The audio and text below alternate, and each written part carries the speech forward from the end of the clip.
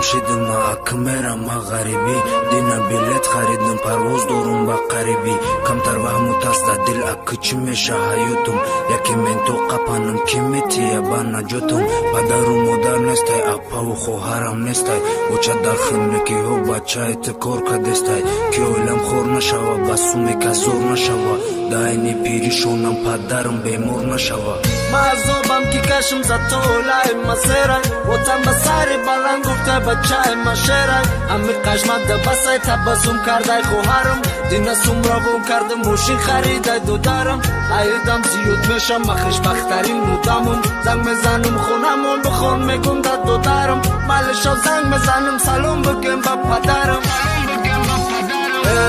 دنیا تو فقط ظلم و عذابم دادی غریبی تن و جسم و حیاتم را سوزاندی من تنها از این دنیا بذارم و دلگیرم به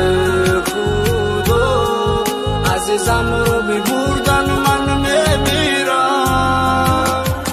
چند سال گشتم اومدم و گوش کردم و چجونا پدرم با خنده گفت شیر بچم شیدای بزنه شب کردم ای پدرم برومدم پیش رفیقو خندیده چخچخ کرده پرگولکا کردیم تو بولو ده همو کوچای بولو ما دیدم اوی دروشا شب کردای مو بجوشی دیدم قومتی بنوزشا ای خود تیرم نمیره چی خیقتی شیدم شینوز گفتم بستی میگیرم تبسم میکردو بنوز لیکی سومولوی نبود و تای ما بوی نبود مجبور بودم که برم کار کنم باروی توی ما اینک خبر میره انتظار خش روی ما عشقش قوتم میداد وقتی که ما یخ میکردم با تیری عشقی پگنون مینا توی سخت میکردم تقدیری ما ظلمای وای باید مرا شکنه خبر اومد که شکر پوست ما نخون میکنه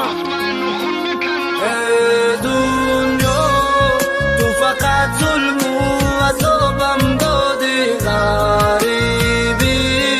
تن و جسم و حیاتم را سوزاندی من تنها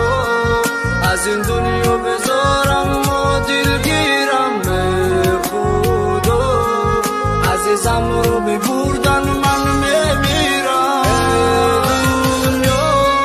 تو فقط ظلم و عذابم دادی غریبی تن و جسم و حیاتم را سوزاندی من تنها از این دنیا بذارم و دلگیرم به خدا عزیزم رو ببردن من